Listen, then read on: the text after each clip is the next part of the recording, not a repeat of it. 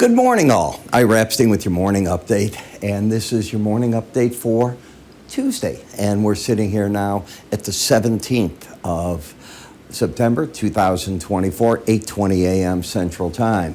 Another record in the stock market in the Dow. You're pulling up now in the NASDAQ, but not records. Same in the Russell, and you're coming up pretty good in the S&P. So you're getting a big move, if you will, to the upside in front of tomorrow's FOMC statement. Remember, you also have on Thursday the Bank of England and the Bank of Japan about to do whatever they're going to do. You're back to the 132 level, so the market likes what it sees there. And you're down a bit in the Japanese yen. Now, I keep hearing that the Bank of Japan will talk a tough game but not raise rates. That doesn't mean what I'm hearing is correct. What I'm also seeing in the marketplace is churning in the grain market. Now, the conditions are ideal for corn in that it's now warm in the 80s, it's dry, it's due to stay dry through the week, but that's an enemy to soybeans that needs moisture at this time to finish up the bean, and that's a problem. Cotton market backing off a little bit, waffling on the energies. Remember, we're going to get today at 3:30 the API numbers. Now, let's take a look at what's being offered this morning. You had the advanced retail sales come out, and they were a surprise. The market was looking for them down 0.3. Instead, they were up 0.1. But when you look at retail sales ex autos, they were looking for up 0.2. They only were up 0.1, and they did revise up 0.1 the retail sales in July. I don't think those were market-moving numbers at all. I was watching the press say, "Well, there's no reaction." That's not enough to move the markets.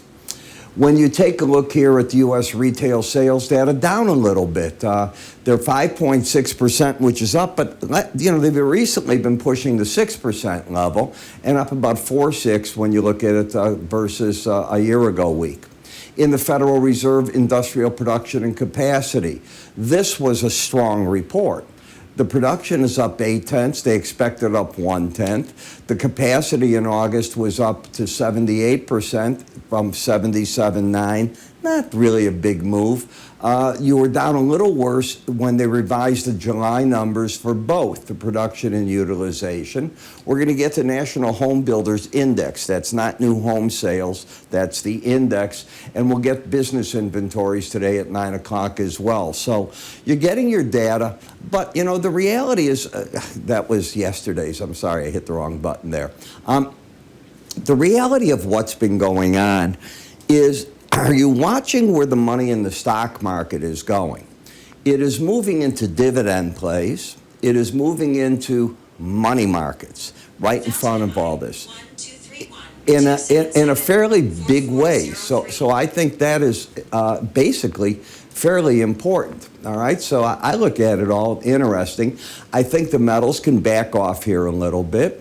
Keep your eye on the dollar. If it gets over the 170 level, I think that what it basically does is saying, I don't want to go anywhere in front of the report any further. And that's what I think traders are doing.